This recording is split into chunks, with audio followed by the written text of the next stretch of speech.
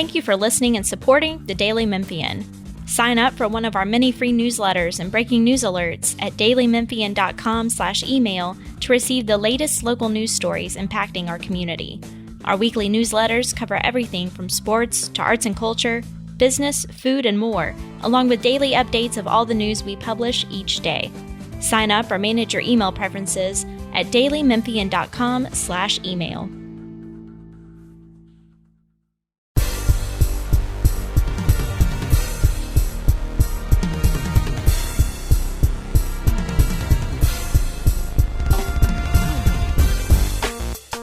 Welcome back to another edition of the Daily Memphian's Memphis Tigers podcast. It's been a little while. This podcast has been on break because we've been rotating in and out beat writers for a little bit, but everybody's settled in now. This is your host for this episode, but I'll probably check on out of here after this episode. Drew Hill, I'm the Memphis Grizzlies beat writer at the Daily Memphian, and I am joined by brand new Memphis Tigers football writer, Frank Bonner. Frank, how are you, first of all?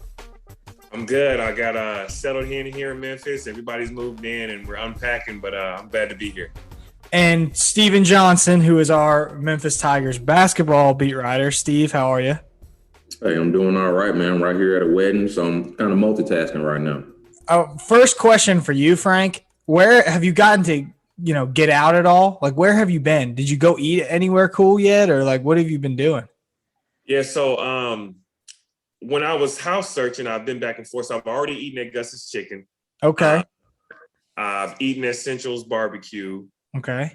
I hung out at Shelby Farms the other day. And then the donut spot right next to Gus's Chicken is like my go-to place. I've eaten at Soul Fish, and I've got a whole bunch of other stops on my list. But now that I'm settled in, we're going to go get out in the city in these next couple of weeks. For sure. Well, we're super pumped to have you. We've got a big Tigers football season upcoming. I think it's a bit of a crossroads season. Like we had the Mike Norvell era, and obviously Memphis was very good. And then we had Ryan Silverfield coaching last year. And now it sort of feels like, this is Ryan Silverfield's team, and this is a season that could go fantastic, or it's got the potential to maybe go the other way as well. And like the door seems pretty open on either direction as far as Memphis football goes this year. You just have jumped right into it from the beginning. I know it's probably really challenging with everything over Zoom and being a new guy, but tell me what you think the biggest storylines are going into Memphis football season and what we should be paying attention to. Well, I think obviously the top storyline is, who's going to be the quarterback. They still haven't named the quarterback. If I had to guess, assuming Grant Gunnell's health is in order, I know he's day-to-day, my guess would be that he would be the number one QB. And it looks like Seth Hennigan, the freshman, may be the number 2 QB. And then you've got the defense. I know they ended the year, pretty strong. The defensive coordinator going into his second year as defensive head coach or defensive coordinator, I think all the players have said they're more comfortable in their roles and their schemes. So I look for the defense to have a better year. And then the running back position, they've got a number of different running backs in that room. And, they're looking to see who's going to be their top guy. So I think those are the 3 storylines that's, fans should pay attention to. Is anything surprising about the way that the quarterbacks have sort of shaken out? I think Grant Gunnell was like the guy that everybody has expected from the beginning to eventually be named the starting quarterback, but they had other transfers, like to have a freshman be maybe potentially QB2. What are your takeaways from sort of, I know that decision hasn't been officially made yet, but like just the battle in general and what you've been able to make about what they're saying about the QBs? Yeah. I know when we talked to tight end Sean Dykes, and Sean Dykes was the one who had said, for the most part, he said that Grant was taking, most of the number 1 reps. And then he said Seth Hennigan was right behind him, which is why it leads me to believe that they're going to be 1 and 2. Right. I was surprised to see, and I didn't know much about Seth Hennigan coming into covering this team, but I was surprised to see that the true freshman be number 2. Maybe I thought it might have been, Parrish or Keelan Brown. And so to see him emerge as the possible number 2, that means he's had to have had a strong fall camp for him to take that that spot unofficially or so on. And so I think he's the most surprising spot for me. I'm going to jump in right quick before you go, Drew. I covered the football team in the spring before Frank got here. Seth Hennigan had a really, really strong spring. So he was probably honestly, he might have been the best looking quarterback in the spring game. And, sometimes you can only take so much out of it. So now that I'm hearing that from you, Frank, it's a little surprising, but like that guy, he's from Texas. He's a coach's kid, very polished. So if he's a number 2 quarterback, I think that's a great sign, like you said, Frank, that he's kind of taking what he's done in the spring, just continue to do that in the fall, which bodes well for Memphis in the future as well, too. What do we think realistic expectations are for this team? The schedule kind of shakes out interesting. Like it's a ramp up this year as opposed to past years where, they've played Ole Miss in the first game of the season or whatever. Like you start with Nicholls State, you play Arkansas State after that. And then, you get your big game against Mississippi State third, which I'm sure a lot of people will have their eyes on. What will be the key for this team starting off the season well? Steven, you can answer this too, in addition to Frank. And I hate to keep harping on the quarterback battle, but I think, college football, your quarterback is your guy. And so I think the communication with the receivers and the quarterback and how that flows is key number one. And then number two, Coach Jones, the running back coach, he said they're looking for their bell cow in terms of the running back. And so if you can establish your top tier running back, that will help your offense flow. And, when the offense is running well, the defense is more calm and things go in your favor in that way. I think the kind of schedule kind of come down. Mississippi State, there's a road game at Central Florida, and obviously they get SMU at home, I believe. So those are kind of the 3 games you need to circle. And like Drew said, it's a bit of a buildup. So obviously the offense is going to be breaking in new pieces. They're trying to find a new running back, a new quarterback. So they'll have a couple of games to find that before they get to Mississippi State. But if this defense performs at the level they expect, and I'm sure, Frank, they've been telling you they got high expectations considering how they closed the season last year. I think this is realistically a team that could potentially contend for double-digit games. It's just going to be those 3 games I mentioned that will kind of decide if this is going to be a good, solid season or if it's going to be a potentially great one for Memphis.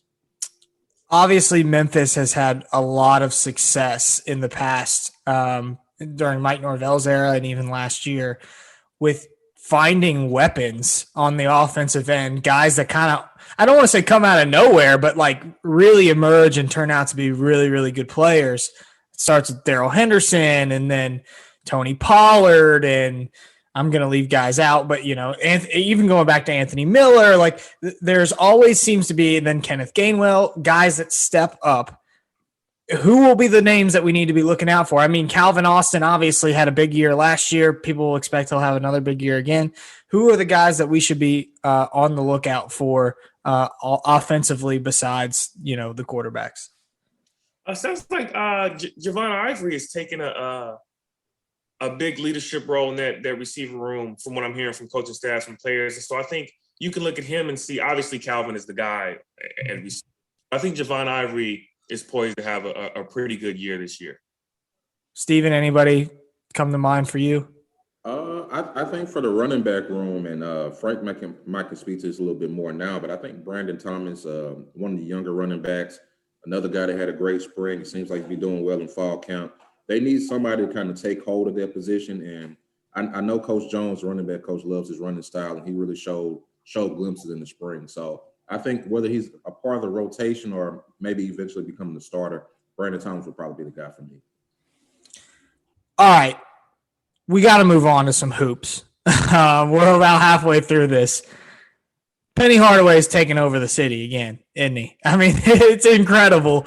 I obviously, as the former Tigers beat writer, my first year with the Daily Memphian was the year of James Wiseman and the excursion to the Bahamas and all that took place there, the eventual IARP case and the NCAA. And it was just the season that had so much optimism, so much hope. Oh my gosh, we've arrived. Penny has brought us here. That came, I don't want to say crashing down. It wasn't a total failure, but missing the NCAA tournament with that team was pretty tragic, So It feels like we're back here at square one again. We are back to the pure, uninterrupted joy and optimism around this team now that they've landed Jalen Duren, they've landed Emoni Bates. It's incredible to me, and it does. It feels like we're back to square one. Steven, you're a guy who grew up here. I mean, you were following the Tigers back when the Wiseman stuff was taking place. Is that how you feel? Like, is it here we go again? I think there might even be just a little bit more energy because I'm not going to say there's an expectation that Penny was going to get Wiseman, but I think it would have been surprised if he wasn't able to use those relationships to get Wiseman, get DJ, and some of those other guys. But here, it kind of feels like he just swooped in and over the last month or two and just kind of plucked 2 top 5 prospects right out of thin air. And I think there was already an expectation. They brought back a good roster. You bring in Earl Timberlake. So this was already a team I think the city believed could finally get over the hump and make a tournament. And then you add those 2 guys, not to mention the coaching hire. So now it's like, I don't know, man. The city is electric. For me personally, I'm in a group message with my friends. My dad's an alum, so I got people, blowing me up all day about the news and whatnot. So the energy is definitely back. The hope is definitely here, and we'll see if it turns out a little bit better this time. Yeah, you mentioned just plucking the 2 recruits out of thin air. I felt like it's amazing that it's worked out this way, because if we went back to May and April and what everybody was saying, I mean, nobody is off the hook here. We were all talking about how Penny has changed his recruiting style, how he's going to have to get in the transfer portal. Landing Earl Timberlake was a good pull, like no doubt. Like that was good. I mean, landing Musa Cisse was a good, a good pull for Penny Hardaway too. So it's not like they haven't had any success. They were able to recoup when when the Jalen Green and Greg Brown commitments sort of went south, and they get guys like DeAndre Williams and Landers Nolly, and that was great. And those guys are good players, but they're not bringing the level of excitement that Emoni Bates and Jalen Duren are bringing. And to me, it all flipped when NIL came into the picture. There was you can go back and read from the spring, the Jalen Duren talk about his sort of options and where he might be considering to go to school. Not anywhere is Memphis mentioned in that. So I think the NIL, to me, at least that's what I look at as the massive difference maker for Penny Hardaway, who, as a college coach, who has a bigger brand than Penny Hardaway? Nobody. So not only can he show you how to get to the NBA, and he's built a staff of NBA guys that can, say we've been there, we know how to do it, and we'll get you to that level as well. They also can say, hey, we know how to market ourselves, and we can help you make a lot of money. Too. And to me, that was the game changer. Is that what you think it was? Are we sitting here talking about Jalen Duren and Emoni Bates if there's no NIL? I don't believe so. I know Jalen in particular has been on the record that the NIL basically leveled the playing field with like the G League and the NBL in Australia. So I think for a lot of these kids, it's like, okay, I can make the same amount of money in college while also still getting those branding opportunities, because I love Jalen Green as a player, love him as a prospect, but when you went to G League at night, I mean, how many games did you really watch? And obviously it's our job to watch games, and I maybe only watch 1 or 2. So there's still something that college basketball can sell that the G League can't, and it's just part of March Madness. Just Jalen Suggs, Davion Mitchell last year, Zion. So I think the fact that that legislation passed, and like you said, Penny is uniquely positioned to capitalize on it. There are still kids in high school right now that say Penny Hardaway is their favorite player, even though he played almost 20 years ago. There are rappers still dropping him in songs. Phone posits are still some of the most popular sneakers in the game right now. So in terms of branding, I mean, there might not be a better example for these college kids to look at than Penny Hardaway himself, whether they want to be coaches, make it to the next level. I think Penny has a great thing to sell, and now that he has his staff to kind of amplify that as well too. Now I think Memphis is in a great position to really maybe separate itself during this NIL era as long as Penny's here. Yeah, look, let's not be naive about how all this is going to work. I mean, clearly this was part of the pitch to get these kids here. I guess it's part of the rules that you're not allowed to set up an NIL deal for a recruit. I would say to the NCAA, who's trying to police that. Good luck. Good luck trying to get that information away from any sort of massive Fortune 500 company. But I'm not saying that that's what Memphis has done, but I am saying that I know that was part of the pitch is like, hey, look, there's plenty of business opportunity. If you come here, we've got major corporations here in the city. You come to Tennessee, there's no state tax. You go to Oregon, there is. And so I think they've done an excellent job at marketing this. And do you think that this is going to be a huge advantage for Memphis going forward too? It makes me think, I went to Alabama, right? There's a lot of Alabama alums. There's no major corporations in Tuscaloosa, Alabama, who are willing to, start forking over that sort of money to recruits. Now, there will be for football because there's Alabama football fans everywhere. But you want to talk about certain basketball programs, like all of the mid-tier programs, it's like they got no shot now at landing these guys. Not that they had much of a shot before, but you got almost virtually no shot. And it feels like Memphis is in a great spot, no?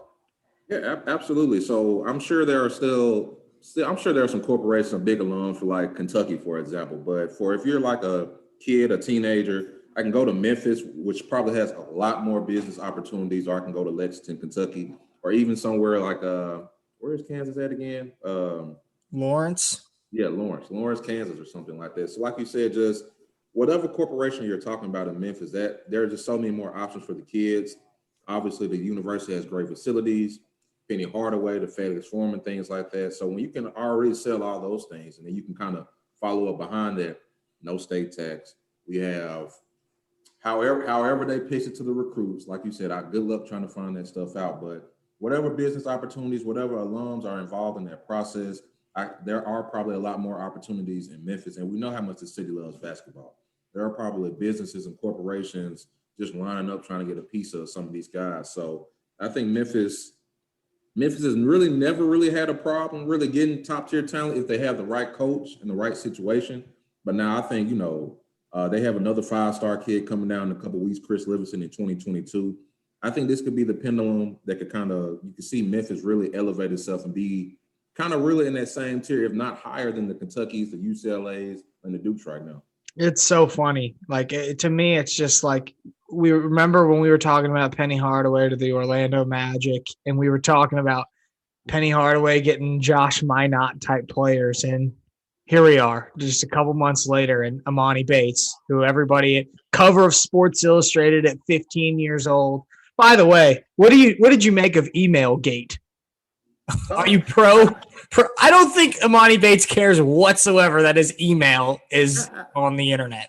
Absolutely, and like Jeff said, our colleague. Look, man, your address used to be in the phone book. You can find all that stuff on the internet. So if the email address, the student director or whatever, included actual physical addresses or a dorm number or something, okay, I understand. But it's email. Let's calm down. It seems like this city. I not get it, man. The city was on edge. There was a lot of excitement. That was it. To me, that was it. It was people were nervous that it was going to make the Bates family mad. And so they're like, oh, no, don't do anything that could. And then sure enough, he pulls the trigger just a couple hours later. But no, the kid's got an Instagram with 402,000 followers and his DM's open. I don't think he's really worried about his email. He'll be. I know fan is short for fanatic, man, but just relax. If you think Emoni Bates wouldn't come to Memphis because of the email when he has Penny here and whatever the pitch was to him in the recruiting meeting, these guys are thinking on a much larger scale than that. So I get it, the anxiety, the excitement, but that was just hilarious to me, honestly, man. Honestly, there's been a funny twist every single day, but that probably was the biggest one, though. Frank, what do you make of Penny Mania? It's crazy, isn't it? Yeah, and he's changing the landscape of college basketball, from a coaching and recruiting standpoint.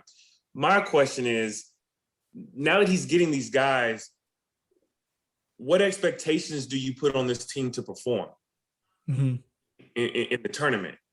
Yeah, I would say I think there's probably a little bit of hesitation from a Memphis standpoint, given what happened with Wiseman's team and the way that fell apart. And I think that there's reason to be more optimistic than that team because this team's got experience. Mm-hmm. But, when you go through something like that, maybe there is a little hesitation, and that's fair to have. I mean, I don't, why not have a little bit of hesitation? That's okay. Or just let your imagination run wild. You're a fan. You can choose to fan how you want to fan. For me personally, I set the expectation as getting to the second weekend of the tournament. And from there, in my mind, it will just kind of come down to matchups, health, and, things of that nature. But they have the team, like Drew said, they have experience now. They have a team that won the NIT. You bring in a guy like Chandler Lawson, who's played in the NCAA tournament, played in some high-stakes games with Oregon. And, you have this top-end talent. So there's really no excuse for them not to make it to the second weekend. So a Sweet 16, Elite 8 type of team. I'm not at a position where I think it's Final Four or bust for the team. I think that's definitely their ceiling. I think that's definitely a reasonable goal. But, Zion Williamson's Duke team with Cam Reddish and R.J. Barrett, 1, 2, 3 guys in their class, they made the Elite 8, and I don't think anybody considers that much of a failure. So if Memphis, goes to the Elite 8, I think that would be a successful season to me. Frank, have you been in the Liberty Bowl yet? Have you got a chance to get in there yet? I have not. I have not been to the Liberty Bowl. With COVID and everything, I haven't seen a whole lot of nothing outside of the practice field. Right. Are you excited? What's your expectation for your first Memphis football game day coming up? Yeah. I'm excited just to see what that fan base is like, especially coming off of a COVID season. Fans are going to be way more excited to have full capacity, have tailgates back. So, my first game, I'm just going to go walk around the tailgate scene and just take it all in for this first game. And so I'm excited to see how that atmosphere is created coming off of this COVID season. Yeah, I know there will be Tigers fans on Tiger Lane who will be happy to talk to you because my first season covering the Tigers, even though I was a basketball beat writer, I did a lot of football games and they were always super nice. So yeah, I'm excited for Memphis football season. I'm excited to watch my Tide. I'm a homer. I've let that be known on Twitter. But it should be a fun year for Memphis football. As we mentioned earlier, they kick off the season against Nicholls State, and we're 4 weeks away now from Mississippi State, which will turn out to be a huge game. I wonder. No, I don't think there's a line out yet. But if you want to watch the Nicholls State game, it's on ESPN Plus. Should be a really good time. Frank, what have you ever had a pronto pup? Do you know what that is? A pronto pup? No, I've never even heard of that. All right. Your first homework assignment at the Memphis football game, the Nicholls State game, is to go get you a pronto pup. It's like an awesome corn dog. All right, and I'll give you my review once I eat it. Okay, that we'll save that one for the next podcast. I got you. All right. Until next time, thanks for listening. For Drew, Frank, and Steven, you can get this podcast or any other Daily Memphian podcast on iTunes, Spotify, or Stitcher. We got all sorts of stuff over there. You can go listen to me and Chris Harrington talk about the Grizzlies. Eric Barnes does a podcast about, behind the headlines with all sorts of reporters. So make sure you go check that out and make sure you subscribe to this podcast. Thanks for listening.